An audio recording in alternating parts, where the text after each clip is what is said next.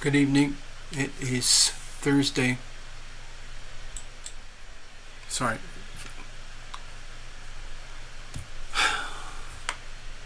It's Friday. Friday 19th of July 2024. Got a few updates for you, okay? I don't see anybody here at the moment, but then again, I don't really have a way to announce it much anymore because of the situation at YouTube. But we do what we do anyway. So, from my perspective, I'm just offering an opinion. We're seeing a lot of crisis type energy where the core theme is crisis and oh my god moments and WTF moments and a lot of disruption. All of it is perfect. We have to remember everything is exactly as it should be. Why is that so? How is that so? It's because it cannot be any other way. Things are the way they are. Whether we're talking about microbes, amoeba, DNA, all the way up to, I don't know, the life cycle of whales, all the way up to planet Earth, out into our solar system, out into the galaxy, out into the greater universe, and all the millions and billions of other galaxies. Everything's perfect. What I'm starting to notice is that when things go wrong from our perspective, from our experience as living entities, as organisms, a lot of it is because of lack of awareness and realizing that what we thought was happening is different to what is actually happening. And so people are like left in this very awkward position. What's right? What's wrong? What's real? What's fake? And how do we figure it out? And let's say we do figure it out, what do you do? That's one of the terrifying things about awakening. That's why a lot of people don't want to know. I don't want to know. I don't want to. I don't know. I don't want. It's too much to process, too much to handle for our brain from the neck upwards. But evolution tells us that if we are willing to live through, I don't know what you would call it, the pain, the crisis, the threshold, these tipping points, and we survive, then ultimately, whether we like it or know it or not, we have become stronger. We have actually evolved. Whether it's like a tiny little bit like this, simply in terms of our awareness and attitudes, understandings of, how life in the world is and how nature works, or whether it's a complete cataclysmic change. What's that thing about the caterpillars? And without change, there would be no butterflies. So the chrysalis moment, of course, is like when the caterpillar turns into the chrysalis and that turns into the butterfly. The caterpillar doesn't know it's going to become a chrysalis. The chrysalis doesn't know it's going to become a butterfly, but it all happens anyway. And then it reproduces and on and on and on and on. I think a lot of human behavior operates at the level of the autonomic nervous system. It's so biologically, profoundly built into us to reproduce or die. And for a very long time, that's how it worked. The rate of reproduction was pretty extreme. Babies would just be popping out, as much as was able by any community or woman at a time. And the men were either, monogamous or polygamous, but a lot of the times the women are monogamous. It's just the way things work. in order to have the maximum chance of survival of the offspring. And that went on for a very long time, where the rate of deaths was slightly outweighed by the rate of birth. People were born and lived and died in much shorter time spans than we have now. And the process of reproduction, birth, life, and death was much more compressed. A lot more people were being born, and a lot more people were dying. And so the population curves for many, many, many tens, hundreds of thousands of years were very, very shallow, very, very flat. And it's only in the last, like 250 years or so, where the global population charts go parabolic. Like in the 1600s, 1700s, it starts to creep up. I've showed you those charts years ago. And here we are today. Like from what I can tell, the world was populated with about 1 billion people for a very long time, give or take. Plagues and ice ages and mini ice ages, up and down, up and down. Populations thrive, populations suffer, and so on and so on. But there was probably 500 million or 1 billion hominid human types for a very long time. And they did not really grow or expand or populate beyond those numbers until very, very recently. And that very recent expansion, I believe, coincides very closely with our so-called discovery of Uranus, Neptune, and Pluto, where those planets were believed to exist, but only in form of mythology. And the belief was so strong because ancient astrologers knew there was some kind of correlation between these three mythological entities and the human life experience, but they couldn't pin it down. They kept thinking, like, there's got to be a planet somewhere that matches the mythology. Didn't happen until, the last couple of centuries. And over the last couple of centuries, there's been parabolic expansion of human experience, knowledge, awareness, population.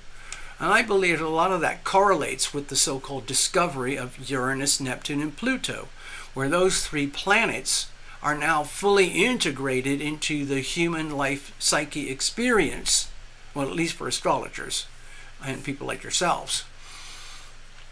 A lot of people obviously think astrology is the work of the demons and the devil and so on. I don't. I think it's just more or less just observing nature. Anyway, so that brings us to today.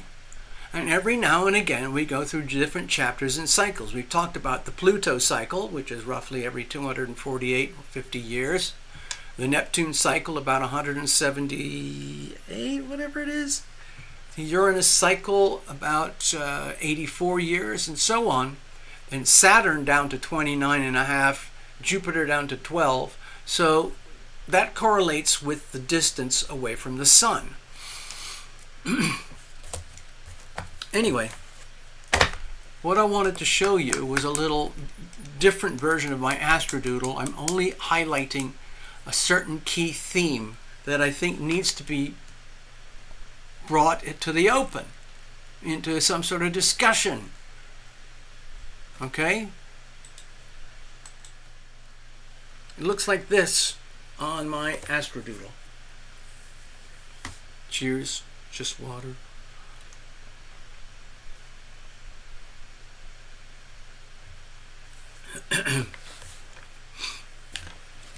So those of you who've been watching for a long time, maybe you can understand my hieroglyphics, my shorthand. Maybe, maybe not. I'll put it a little bit closer. See if anybody can figure it out. Anyway, these are cusp situations. More specifically, the 29th degree, degrees of desperation. Now, I'm giving myself a little bit of leeway here. because it's not exact. But within a degree or so, we're getting the effect anyway. So Pluto is on the cusp of Capricorn and Aquarius. It's been hovering here for years. It's going to be here for at least another year and a half, well into 2025. So this is an ongoing, continuous crisis here. Existential crisis to the depth of humanity, to the existence of people at all. The reason being, Pluto, I believe, is heavily associated with nuclear power, and we now have it in our grasp to harness that power. Again, like all discoveries, what are we going to do with that? For better or worse? With love or absent love? You choose. So the people who have their fingers on the button, fingers on the trigger, like the Putins and the North Korea and Iran and China and America and a few places, they're kind of in an awkward spot. What are we going to do with all our power? It's so tempting to abuse all that power and obliterate your apparent enemy, and then to realize, oh my God, I'm actually obliterating the whole of human existence. Let's just use a baby nuke. Oh, that doesn't work too well either, because that attracts retaliation, and you just have a handful of baby nukes across the world, you get the same problem. Oops. So what do? Well, nobody knows. Over here, Neptune 29 degrees retrograde. This has been grinding on for months, is going to continue for another, year or so. A major crisis point. What are we going to do? What are people going to do now that they are discovering that vast amounts of their perception have been operating under the illusion of a scam? Things like the global financial system, the United States Federal Reserve banking system, the fiat money system, fiat currencies, all the lies and betrayals and deceptions from politicians, whichever side. All of that is in deep contention right now, and it's becoming a very serious problem for billions of people. Hold on, I got an alert here from YouTube. Okay. Give me a second. Oh God, here we go.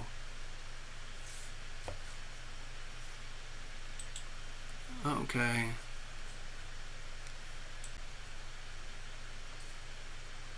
Oh, hey Steffi. Yeah, it's a lot of Steffi, I'm experiencing a lot of disruption. Seems to be either from the internet or from YouTube. I can't really tell. Of course, we have had these major global outages today, so who knows what's going on. But anyway, thank you for hanging out with me. It's really nice to have company when I do these mini shows. Anyway, so okay, it looks like the stream is back and live and active. All right. Next, we got Mars at 29 degrees, and it just passed Uranus at 26 degrees. Okay. I'm not putting Uranus here because that's 4 or 5 degrees away, and I'm trying to keep it within 1 degree. Okay. But I've been talking about this for many months now. The conjunction between Mars and Uranus at these critical degrees. Mars is actually at the critical degree right now, a degree of desperation, panic, crisis, and so on. So that's, you could say that's relative to energy of war, the energy of violence, the energy of how are we going to get what we need? How are we going to get what we want? Is somebody trying to get what they need and what they want by taking it from you or me? Am I trying to get what I need and I want by taking it from somebody else? Using violence if I have to? Is that happening on a large scale globally? Yes. Is it happening on an extremely magnified, intensified scale right now? Yes. Right now, there's massive amounts of blood-curdling, deadly violence heavily amplified all over here, this region of Africa, all over here. So this is the Israel, the Jews and the Arabs, the Israelis and the Palestinians, whatever you want to call it. Over here it's the Russians and NATO, or Russians and Ukraine. Over here it's China and the rest of the world. Over here there's lots of internal stuff with cartels and government, cartels and government. Everything from here to here is riddled with extreme violence, chronic, but it's getting much worse. And of course, we've had huge major flares of violent outbursts over here. The big famous one just happened on a few days ago with the assassination attempt on Donald. So yeah, Mars is extremely active right now. And now we've got the Sun rapidly approaching the 29-degree mark, right on the cusp. What's happening with the Cancerian energy, especially for the United States because of the heavy Cancerian dominance with the United States. What's going on with the United States? How bad is it? How good is it? Luckily, the Sun is this bright, dazzling light, which has, I would say, revitalized a certain part of America and exposed another much more dark and sinister part of America, which needs revealing for the healing. So that's all happening like now, real time, okay? But all of this, these are crisis energies for planet Earth. I'm just going to mark it in here. Crisis. So some of the biggest crises that I'm observing is in the global financial system because of this area here. Multiple crises. Okay, so I'm just going to rattle through a few things off of my notes, and I'm going to show you a couple things, and that'll be it. Okay. Anyway,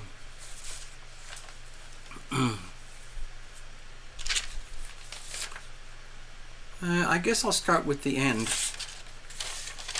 Regarding the assassination attempt on Mr. Trump. A lot is coming out. A lot is being revealed. As you know, if you keep an eye on this, there's a tremendous amount being revealed. We already know about Kimberly Cheadle. She's the boss over at Secret Services. I think she's delusional at the moment. I think she's in a state of shock and denial that their plan backfired so badly. Completely disastrous backfire. And the deep state is in very, very, very deep trouble. They're trying to figure out what are we going to do with Grandpa Joe and so on and so on. So, a few other things have been revealed. I'm focusing right now on the shooters and the snipers, okay? So, we already know there's a lot of corruption and mess going on right now in Washington as more and more depravities are being revealed regarding the assassination attempt. We now know that it wasn't just this kid, Thomas Crooks. Okay? It was not just him. He did not act alone. He might have thought he acted alone, but he does not act alone. He was part of a larger operation. We now know that there was a shooter over here that was active. We also know that there was a shooter over here. We also believe there was another shooter over here. Okay? And between all of them, it still wasn't enough. Okay? Electro-ray, USSS. Oh, being called. Oh, yes, that's right. Yeah, they're coming on. Yeah. Yeah, well, it's going to be very, very awkward, very, very embarrassing. It's at the same levels as Alejandro Mayorkas and Merrick Garland. We're seeing the deep state exposed real-time live, and the depth of corruption and evil to which they will stoop in order to get what they want. All they care about is having more money, more power, and more control at the expense of you and me, the peasants. So I just wanted to get that on record. I've been doing a lot. I've seen a lot of material for all of this, and I concur with the reveals. Okay? So we'll see how it goes. But as you say, being cold on the carpet, more and more we're going to find out that the whole thing was a heavily staged deep state operation, and it failed. It was their last plan. It wasn't plan A, plan B, plan C. It was plan F, and it failed.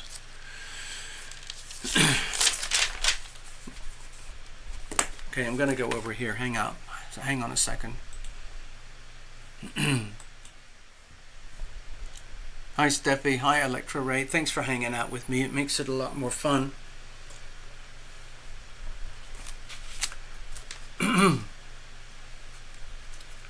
As more and more stuff is being revealed, got to reveal it to heal it. Neptune 29.5 degrees retrograde, under a lot of pressure. Okay, so I'm going to show you a link about this, and I've already got a link posted on my X.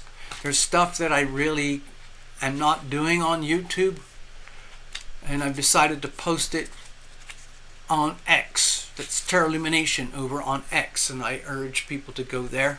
It would really, I don't know, I would love to know that people visit what I do on X.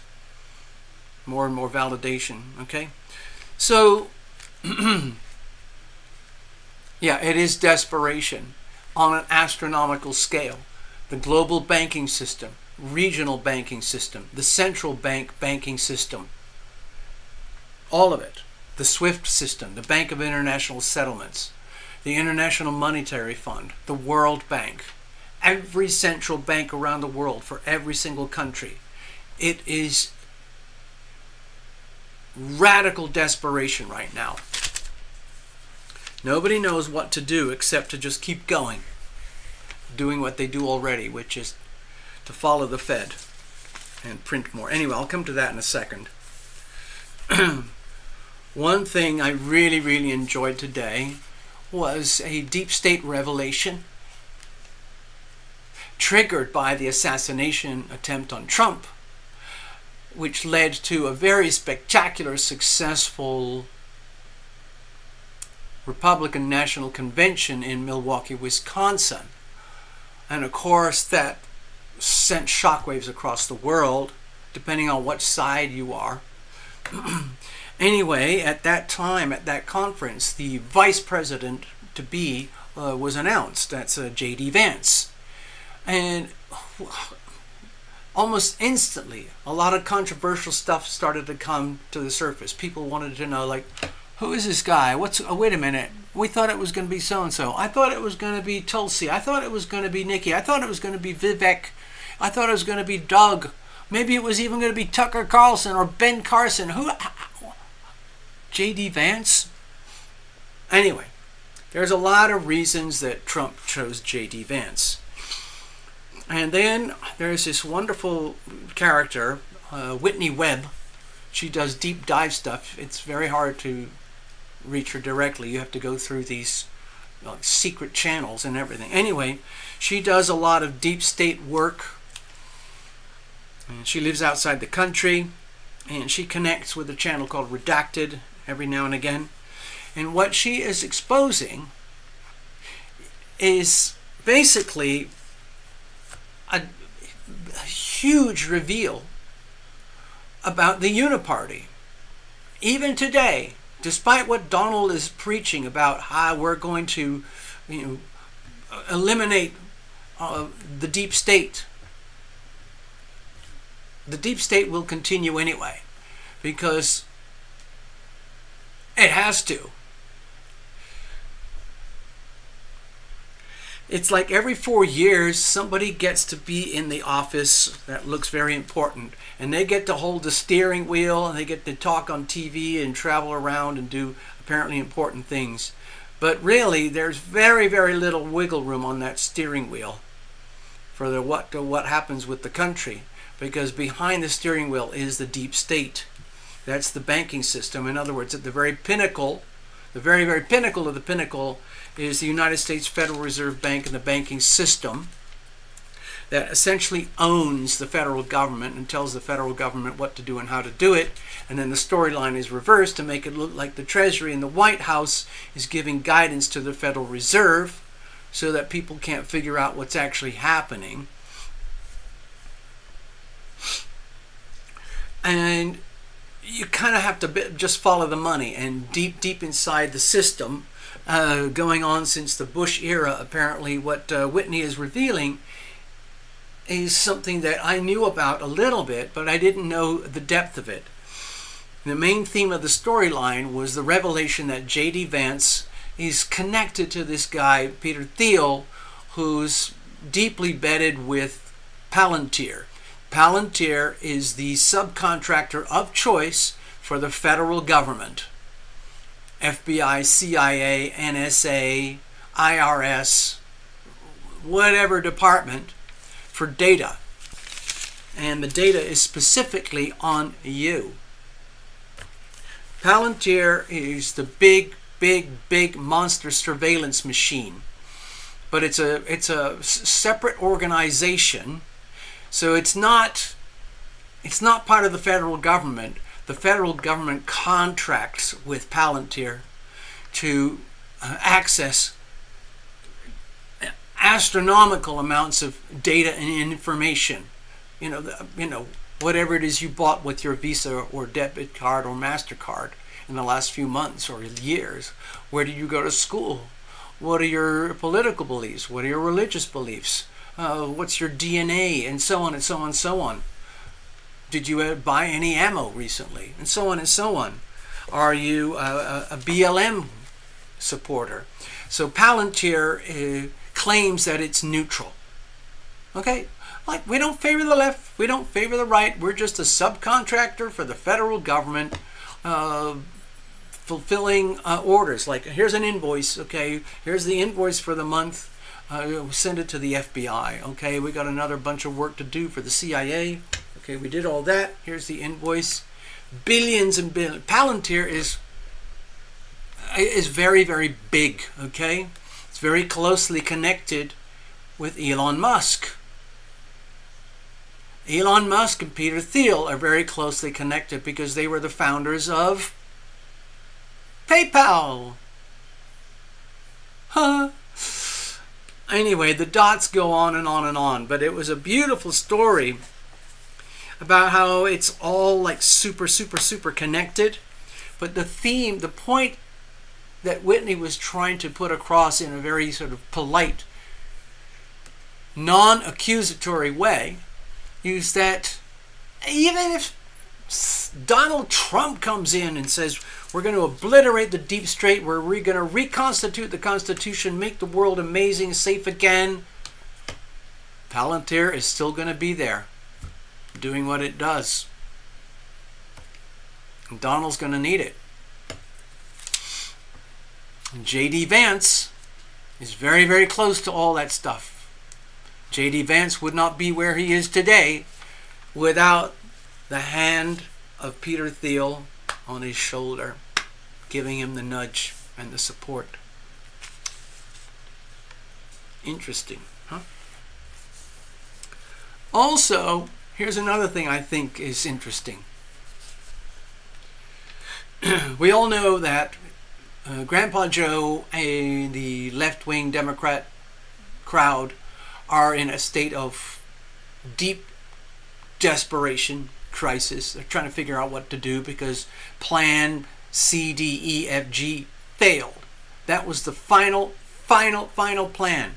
And they thought they had multiple redundancies, insurance policies everywhere to make sure that DJT goes to the ground and stays down. It didn't work. They say God was on his side. He was protected by angels. I believe that, and I also did some astrology about that yesterday or the day before. Anyway, it's interesting because Donald is already operating as though he's the president. He's been having peace talks and conversations with Zelensky in Ukraine and Putin in Russia, trying to lay the groundwork for some kind of peace? I don't know. I think it's hilarious.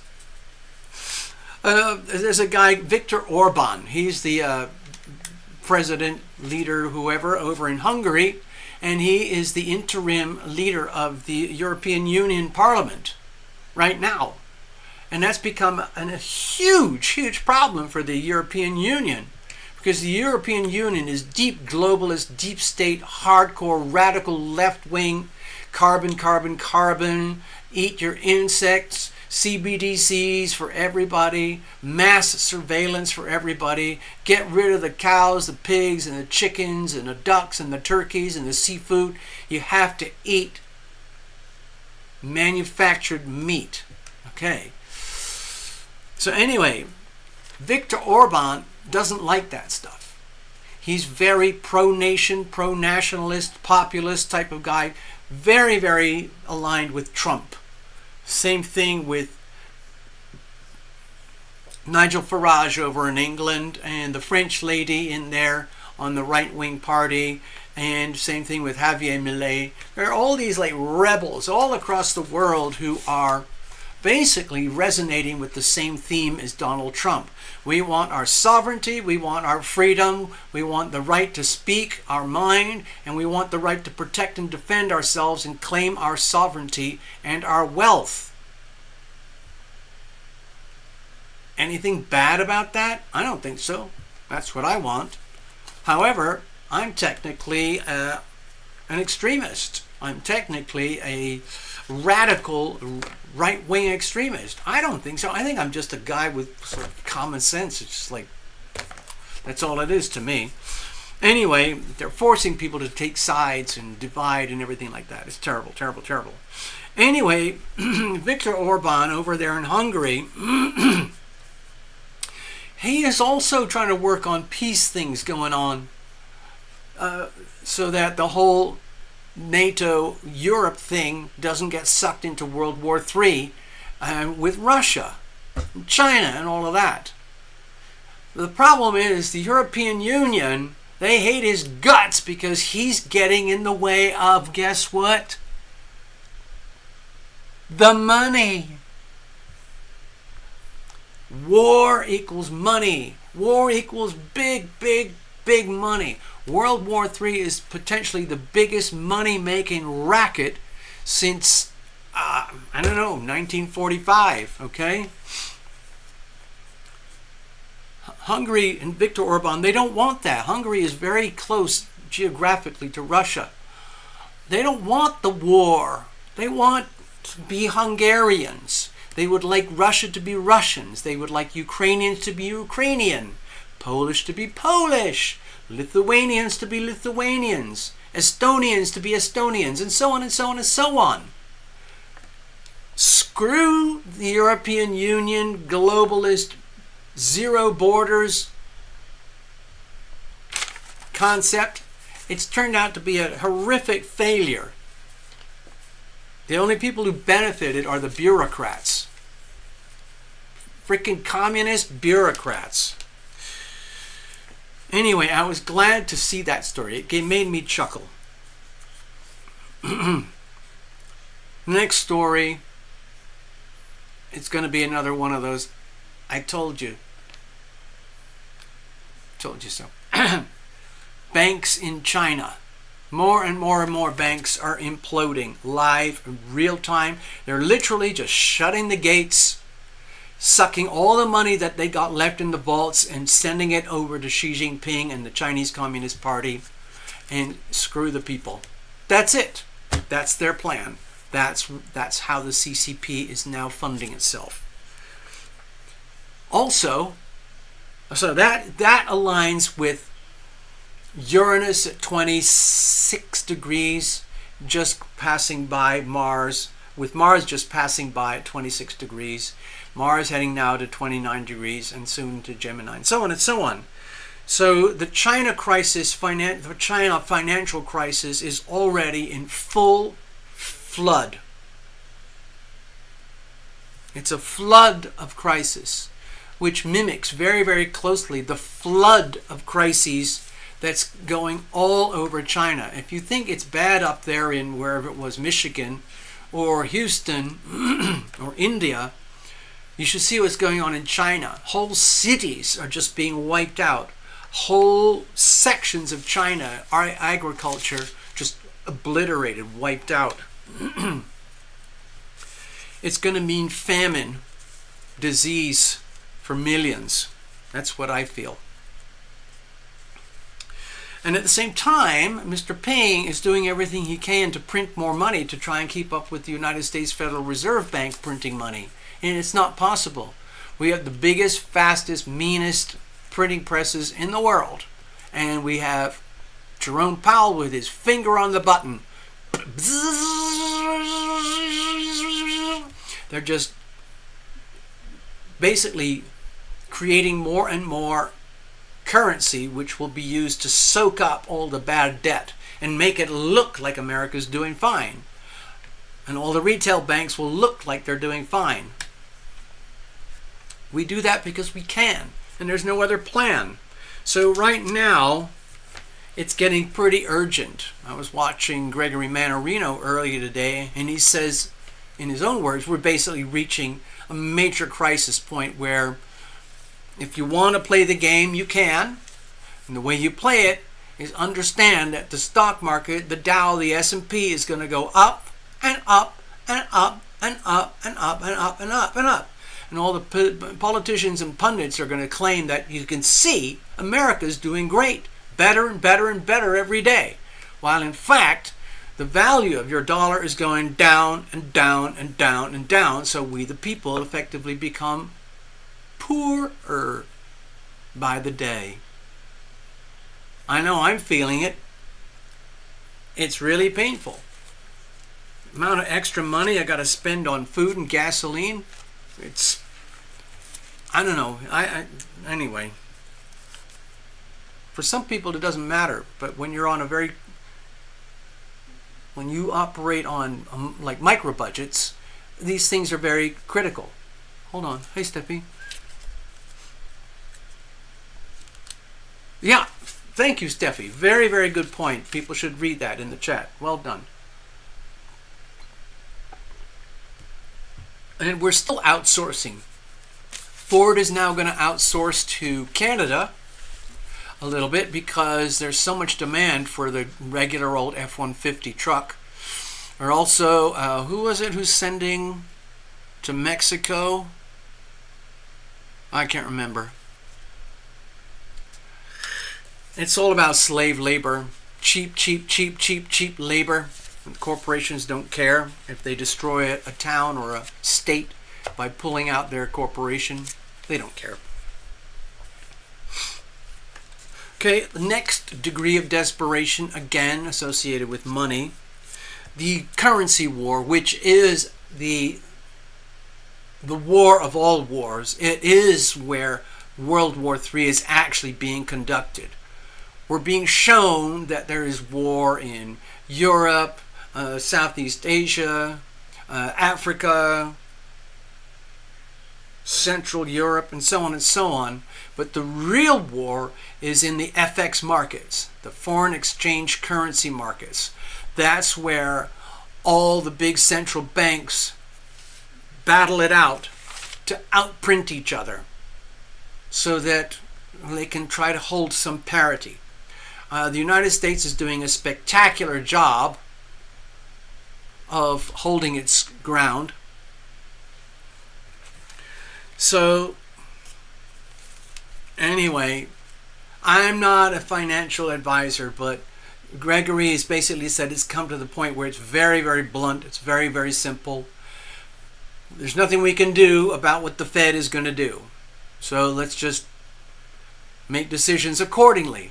Every time the stock market goes up, just wait until it goes another day, another week or so. Buy the dips. Up, up, up, up, up. Every buy the dip. And then you will theoretically get rich, because every time you buy the dip, whatever you bought is going to have theoretically a bigger and bigger dollar sign over the next few years. So that will stay parallel or ahead of inflation. Not a bad idea. If you know how to play that game, you got the money. Otherwise, he's saying it's really simple. Buy gold, buy Bitcoin, buy silver. Even Donald Trump is now holding the Bitcoin convention. Donald Trump is now pro-crypto. Donald Trump, the tickets to get into the Bitcoin convention range from $60,000 for the base seat up to $844,000 for premium seats. So you've got to be some kind of rich kid to get in, or serious player of some kind.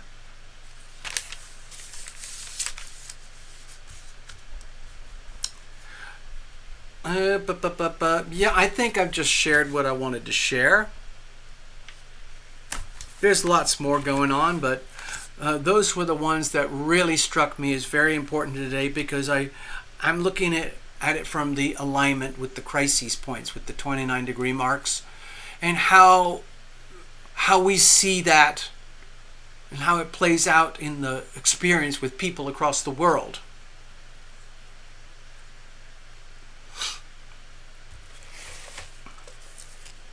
Yeah, I want to show you just another couple things here. Hold on. Just give me a second. Just bear with me a second, okay? We're going to have some topics coming up soon.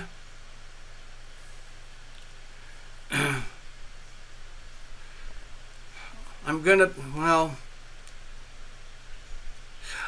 not going to speculate too much on the Secret Service, because that's all going to play out anyway, starting next week. It's probably going to drag on and on and on.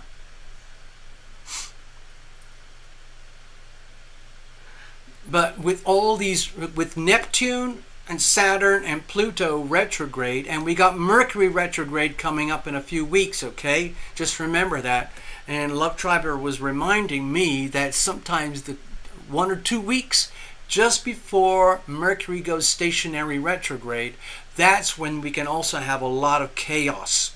So with Mercury, it's the usual stuff. Money, your finances, your paperwork, your communications, your technology, all the Mercury retrograde things. Your car, your computer, anything that can break and fall apart will fall apart, especially if it's got electronics in it.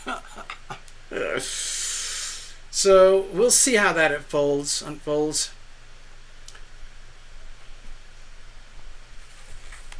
I was going to share another story about a place where I used to live, but I don't have the energy right now, so maybe I'll do it tomorrow, if at all. I don't know. We'll see. Anyway, I'm going to check out, not right now. Thank you for hanging out with me. I really, really appreciate you folks being here.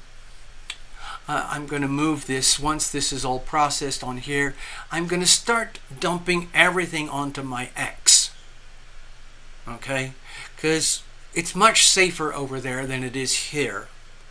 And I can collate a lot more material. Okay? And I can put it on X. It'll come from multiple sources, multiple themes. But so long as you remember it's TarotLumination in the background. Remember, I'm always factoring in the astrology, because I blame the planets for everything. This is Washington, D.C. This is like I don't know if you see it the way I see it, but it looks kind of like a massive computer chip. The kind of chips they have with the NVIDIA and inside your laptop, inside your cell phone. Do you see the analogy? That's what I see. In some ways it's very, very dysfunctional, but some ways it's very functional. This is where all the power and the money and control is. The United States Federal Reserve Bank is just around here somewhere. The Supreme Court is just around here somewhere. Congress is here. The White House, all of it. The FBI, the Pentagon is very close by, just across the river over here. And there's Langley, CIA over in Virginia, very, very close by. Anyway, I'm going to wrap it up. So take care, people. Thanks for hanging out with me. I love being with you guys. I'll do what I can. Take care of yourselves, okay? Be loving. Be loved. I'll leave the music on so you can chat amongst yourselves if you